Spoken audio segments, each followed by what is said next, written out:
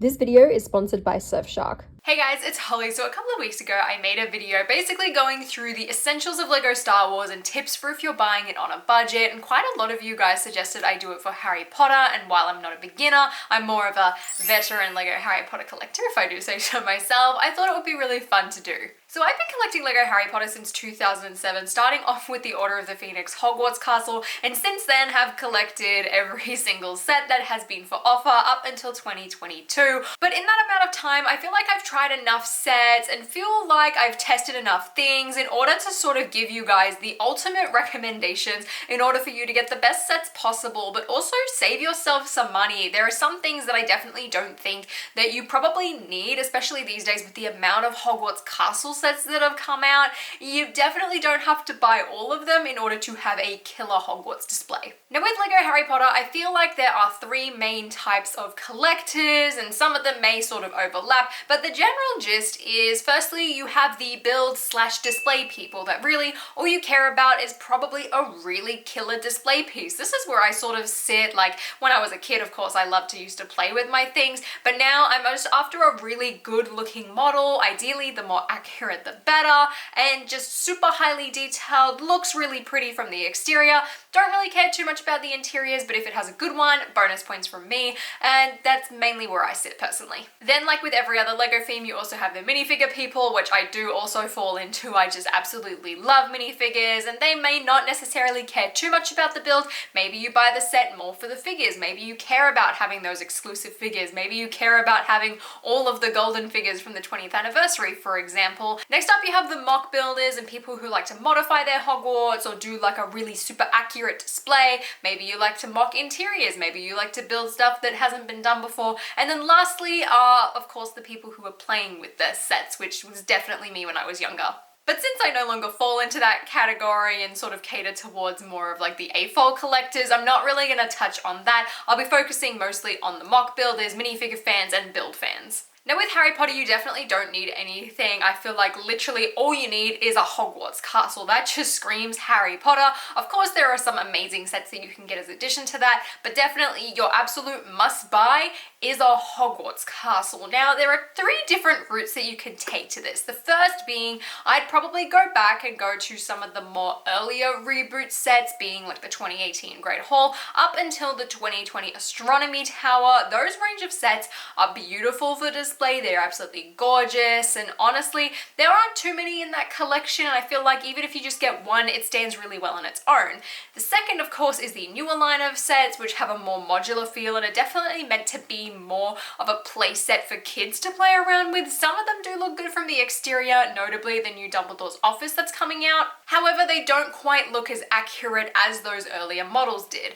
And lastly, of course, is the most expensive and extravagant option of all of them, and that is the 2018 micro-scale Hogwarts Castle. Now at first, I was completely turned off the micro-scale Hogwarts Castle. I just did not think it was worth it. You know, being a minifigure collector and a display collector, those playset sets were perfect for me. However, you can get all of those playset sets that have released since 2018 up until 2020 for the same price as the micro-scale Hogwarts Castle. And personally for myself, after I built the micro-scale Hogwarts Castle, I put away all of my playset ones because I just didn't feel like I needed them. Now, the micro-scale Hogwarts Castle, I personally think is the way to go. If you are really interested in a Hogwarts build, save up and get that, because by the time you buy multiples of the smaller castles, it's going to cost you the same price, even with the Great Hall and the Whomping Willow being retired currently. If you were to get them, it's going to cost you the same amount, so why not go all out and get a more accurate looking, beautiful model? The only time I wouldn't recommend that set is if you were tight on space. It takes up a very large surface area. It's also incredibly tall and can be pretty hard to display purely due to its size. It's also going to be a bit of a pain to dust because there are a lot of really, really tiny pieces. If you're really into minifigures though, this one only comes with 4 exclusive Hogwarts founders. There's no Harry, there's no Hermione, there's no Ron. I mean, admittedly, they're really cheap and easy to get besides that, so it might not necessarily matter, but that is something to consider. However, if you're a university or a college student, or maybe you're younger and you're in your teen years, or maybe you just don't have that much space, I would personally recommend getting the 2018 to 2020 line of sets. Definitely you don't have to get all of them, because when you do attach them all together, it can be quite long. I used to like stack mine on top of each other and just sort of place them around. I would definitely highly recommend though the Great Hall. That is the absolute number one. You can probably skip the Whomping Willow, like it's more of just an expansion pack. The Astronomy Tower as well was really cool, but those ugly white frames, yeah, just take them out. The Clock Tower as well was really cool, and both the Astronomy Tower and the Clock Tower are still on sale, so that's really good. You don't have to worry about retired prices for that. But I think definitely if you're into displaying things, or even if you're just a Lego Harry Potter fan in general and you want a Hogwarts castle, either get yourself one of the budget castles, and you can probably be done with that honestly, unless you really care about the specific set or the minifigures, like you'll be fine, or save up and buy yourself the Hogwarts castle instead of buying the playset ones. I personally definitely think it's worth it. I mean, by the time you get the playset ones, if it's costing you the same, I would personally go all out. I mean, if I wasn't a completionist, that's something I would do, and I really wish I sort of thought about that a lot earlier in my collecting journey. It is important to keep in mind though that that set is scheduled to retire at the end of 2022, so if it is something you do want to consider getting, you might need to unfortunately look into that faster than you probably may want to. One thing that I do want to touch on is retired sets. Retired sets are a massive down spiral, and usually I would say try and avoid them because things can get expensive. However, in Harry Potter's case, there are some sets that are pretty reasonable value, and there are also, on the other hand, some that are just ridiculously expensive. Not quite as bad as Star Wars, but still pretty bad. It's a rabbit hole, but you can sort of navigate it, and at the end of the day, it really depends on, I guess, your personal choice, what your favorite movies are, and even if you think that set maybe is better than a newer one that gets re-released. Now with LEGO Harry Potter in particular, I feel like a lot of the sets do often get remade, and they are of exceptional quality. For example, the brand new Shrieking Shack that's coming out, that one again is a remake. It looks very similar, I guess, in style almost to the original, but it is a huge step up both in terms of minifigures and just build overall, and even just accuracy. So oftentimes I feel like you don't necessarily need to go back and get the older one unless you've got like a sentimental attachment to it, or you're just a really big fan of it.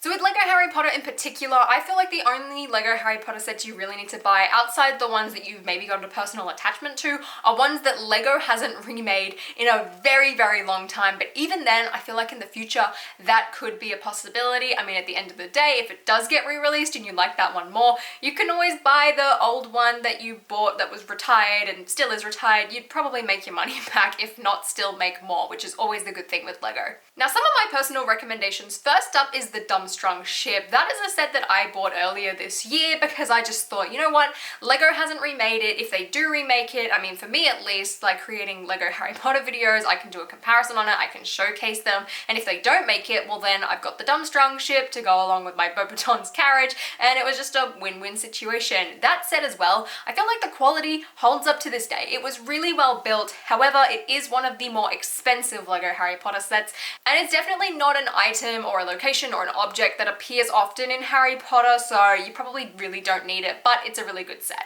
Next up would be one of the night buses. The 2019 one did just retire, so that one's going to probably be a bit cheaper than the other ones. Otherwise, I feel like the 2011 one was a pretty solid model as well. I would go for either one of those two. I mean, I personally really like the night bus as like a vehicle, and it's a pretty small set as well, so if you can find a good deal on one, I would highly recommend getting that. Next up is a Quidditch set. I imagine they're probably going to remake a Quidditch set at some point, but that 2018 Quidditch set was amazing. It shot up in value quite a lot, actually straight after it retired, but there was quite a lot of people who were getting it discounted because of like some GameStop and Target situation, so hopefully you can get a good deal on one. I personally really enjoy it because one, the Quidditch outfits match the ones that we still currently see in Diagon Alley and things like that, not to mention the Let's Play Quidditch book, but also the fact that you get all 4 houses in tower form. I thought that was really cool. It's kind of a pain to display, but the fact that you had all house representation was a big win for me. This one's not quite as essential, but I feel like the 2010 Hogwarts Express was a really good one. If you're fussy with trains and maybe you don't like the newer Hogwarts Express, that one was pretty good. It also, again, came with the flying forward, which isn't quite as accurate, but overall the minifigure selection, while it didn't quite make sense with that set, they were really good minifigures individually. The train design overall I found was pretty cool, but again, that one can sort of lean on the heavier side. And then lastly, my recommendation would be to get the CMF Dumbledores, both the one from Harry Potter Season 1 and also Series 2.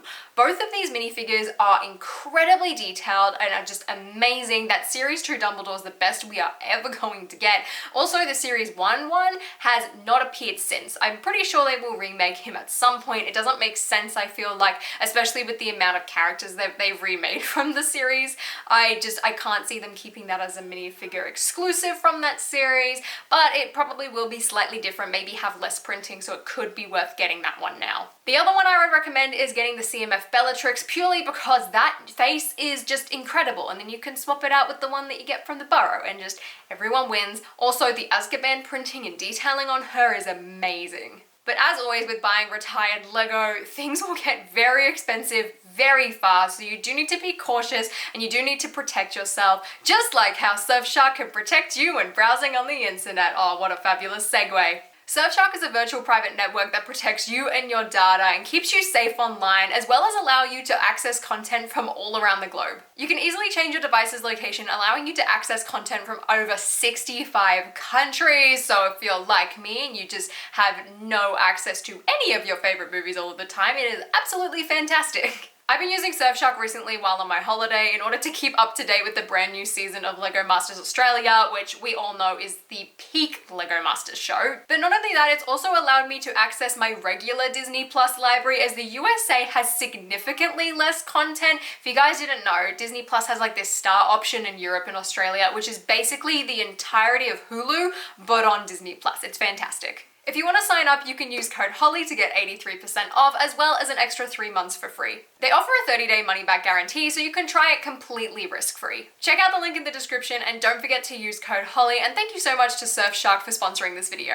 So now that you've protected your wallet from buying retired sets, it's now talk about the sets that I think are the best value out of the current wave. The next thing, if you do enjoy building and you do enjoy collecting, what I would personally go for is just all of the other locations. Once you've got your Hogwarts castle sorted, it's time to branch out into some of the other areas of Hogwarts and just the Wizarding World in general. Now, of course, Diagon Alley definitely takes that top spot. However, it is, again, a very expensive set. You do get 4 buildings in one though, so I personally think the value is there. It's also a lot easier to display than the Hogwarts castle, and just it being Diagon Alley is fantastic. However, if you don't have that much space or you just don't want to spend that much money, the Burrow I think is another spectacular one, not to mention the playset Hogwarts Express that's currently still luckily on shelves. I love the fact that it's got the platform while the train is a tiny bit small. Just the fact that you've got both of them paired together is incredible to me. I also think you can't really go wrong with Hogsmeade. The minifigure selection is definitely a tiny bit more plain and a bit more bleak, but Hogsmeade is another great one, and again will pair really nicely with the Hogwarts castles. You can sort of put it to the side and just pretend that you've got like Hogwarts and then like the little town over to the side. Works pretty nicely. Privet Drive I think is another good one. It looks so accurate to what the actual houses in Surrey look like. You also get the Flying Forward Anglia, and of course it's where Harry starts his journey, so maybe you could have the Muggle world and then you could have the Wizarding world. Speaking of the Muggle world, 12 Grimmauld Place looks like a very promising set. At the time of recording this, it hasn't yet come out, but that model looks pretty neat, though maybe it might not look so good if it's on its own paired next to the Hogwarts castle. I feel like you would probably need Privet Drive or maybe Diagon Alley to sort of just break up, I guess, the sections of the Wizarding world. And then lastly is the Ministry of Magic. Again, I feel like I don't know how well this would look alongside it. I really feel like things like the Hogwarts Express, even like the retired Hagrid's Hut, if you wanted to look into that, or the Burrow or Hogsmeade would pair a lot nicer. But the Ministry of Magic is a very unique location. It's also very colourful, so maybe it could be worth looking into that. But definitely I would get Hogwarts Castle and then just some of the other really cool random locations that often appear in the Wizarding World. I feel like that's the big key thing here, is you want things that are like frequent and I guess that are like big parts of the universe, rather than just like a one-off thing from like the Goblet of Fire or the Prisoner of Azkaban, for instance, like the Shrieking Shack. Let's now talk about the sets that I think are the best value out of the current wave. Starting off, the burrow. While I cannot stand the minifigure designs in this set, I feel like it was a major letdown. This build is one of the best and most accurate things that I feel like the LEGO designers have made in recent years. The body of this building is incredible. You do admittedly have to display it at an angle in order for it to work and like not see the exposed back, but I really don't care. I think it looks more appealing personally visually having it at an angle, and just the colors and the overall design. It looks incredibly accurate while being in, I guess, like a smaller scale. It's not quite minifigure scale, but it still looks really good. The side build of the flames, I personally just took apart. I often forget that it exists, but the rest of the set is incredible. Just don't pick up just the top. I've broken it several times because of that, but definitely look into the burrow. It's really, really good. On the much cheaper scale of things, there is the Polyjuice Potion Mistake. This is by far the best small set that LEGO Harry Potter has given us. Some people may say it's the Rise of Voldemort. No, Polyjuice Potion Mistake. That one is spectacular. Technically, you get 5 characters because you get double-sided heads and extra hair pieces from Ron and Harry. Cat Hermione's in this set as well, which is incredible. You get Golden Harry too, which is really, really good. And overall, the design just works really well. And if you do end up buying the Chamber of Secrets set from the 20th anniversary wave, you can connect the bathroom to it that connects to the slide, and then you've got like a whole extra play feature. Overall, it's just a really big win. I love that set. I think it's spectacular. There's also a lot of potential for mocks. You can display it from the interior, and I still feel like it looks really good. That is amazing, and it's really cheap. Definitely recommend. And lastly, I feel like the 2019 Clock Tower is a really good value set, especially these days, like with the price of LEGO going up. This one, it's more on the older side of things, so it does feel a tiny bit cheaper, but also the model and the design compared to the newer Clock Tower is amazing. Yes, you don't get Madame Pomfrey, but you do get 4 exclusive Your Ball minifigures, and also if you missed out on the advent calendar and you're a newer collector, getting Hermione, Ron, and Harry in their Your Ball outfits is a really big win. I personally love these like older sort of, I don't even want to call them older because they're not even that old, but I really like this style of like Hogwarts building. Maybe the Your Ball sort of like twisty platform ain't that great, but the stained glass mermaid window is gorgeous. I really enjoy this set. I highly recommend it, and it's such a beautiful Hogwarts castle piece as well, and I feel like you are getting a great deal with this. So like I said, there is a lot of really good LEGO Harry Potter sets. Those ones are my personal favorites, but here are the ones that I feel like you should just leave. They are a hard pass. Save your money, spend it on something else. First up is the Fluffy Encounter. This set, in terms of like a Hogwarts castle, feels incredibly bare from the exterior as well as the interior. The Fluffy build has grown on me, admittedly, but it's still not my favorite. The minifigures were nothing special either. I feel like for the price point, it does feel very expensive, and I put that down mostly to the large pieces as well as the fluffy head molds. I would just pass on it. I don't even think it would be worth buying on sale these days, especially with the amount of great sets that there are around that price range. I would personally put my money towards something else than getting that one. The next one I would pass on, as great as they are, would be the buildable Hedwig and Fawkes. I mean, for me personally, I'm a locations person. I don't really care about buildable like creatures unless I guess they are like minifigure scale, which is personally why I love the brand new Hungarian Horntail buildable figure. But Fawkes and Hedwig were just giant versions of birds. They look really cool. They have a great play feature. They're pretty gorgeous, but you can save your money and you can put it towards something else. Same deal goes for buildable Harry and Hermione. Admittedly, all of these things look incredible when put up against the Hogwarts icon set. They all just have that same vibe and same styling to them. I mean, putting Hedwig with that even better Hedwig from the Hogwarts icons doesn't really make sense, but you get what I mean. They're all sort of the same thing, but you don't really need them. I don't really see a purpose for them. Speaking of the Hogwarts icons, it's a gorgeous set. I really like it, but I mean, I feel like it's not entirely necessary. It's a really gorgeous display piece, and I do really like the set and I do recommend it. But if you are trying to save money and only really buy things, I guess, that you like really, really want, or you're just trying to be budget conscious, you can definitely pass on that one. Put that money and try and save up a tiny bit more and get the micro scale Hogwarts castle or get Diagon Alley instead. This next one's probably very predictable, just going by the vibes of the last couple of answers. The Lego art. It wasn't good. It wasn't great. I've seen people buy the 4 to make the Hogwarts crest. Look, the crest looks cool, but that's a lot of money. Even when they were $100 each, they were literally 50% off. I still didn't want to do it. I bought one just to have the one. That was it. just don't do it. You don't need it. It's nothing special. And lastly is the magical trunk. Now the magical trunk has some amazing pieces in it, but that set, it feels really tiny. It just feels like it's not very good value to me. There is a lot of really cool new head prints and things like that for minifigures, but overall, like unless you're a kid, like, and you want a play set, just skip that set. It's too expensive. Again, for the other sets that you can get at that price range, I don't think it's worth it. So those are all of the core things that I feel like you really need to know in order to collect Lego Harry Potter on a budget. Luckily, Lego Harry Potter, unlike a lot of other themes, I feel like because the world is like, it's expansive, but it's not too expansive, so there's not too many, I guess, like new things that come out all the time. There's still new stuff for Lego to do. For example, this year, we're getting Grimmauld Place in the Ministry of Magic for the first time, but there's also a lot of remakes, which is great because it means you don't have to buy retired sets, which is fantastic, but also because I guess a lot of them are Hogwarts buildings, you can really just pick and choose. If you really like the minifigures from the set, maybe you'll want to go and buy another one, but if you've already set out your Hogwarts kit, you can save that money and you can put it into some of the newer things, which again is why I think Lego is branching out and doing things like the buildable Harry and Hermione and the Hogwarts icons and things like that. But if you really want to be budget conscious, save your money on that and maybe branch out into a different Lego theme. Maybe try out some Creator Expert or Marvel or Star Wars if you're brand new to Lego. And if you're just interested in Harry Potter, well then awesome, you can save up and you can buy yourself hopefully some of the brand new D2C sets, which for anyone who doesn't know, that does mean direct to consumer, and it is rumored that there's going to be a Hogwarts Express one this year. I've got my fingers crossed that hopefully it's motorized, hopefully it comes with a track, hopefully it comes with Hogsmeade Station. I kind of doubt it, I just don't think it's as iconic as King's Cross, but we'll wait and see. So as well, if you don't have the Hogwarts Express and you're interested in that, do keep that in mind and maybe wait and see how things play out later this year. But that playset one will retire at the end of the year as well, so I guess it's sort of a waiting game. So I hope that this was helpful for anyone who is new to Lego Harry Potter or just new to Lego in general, just as a sort of guide in order to help you save money,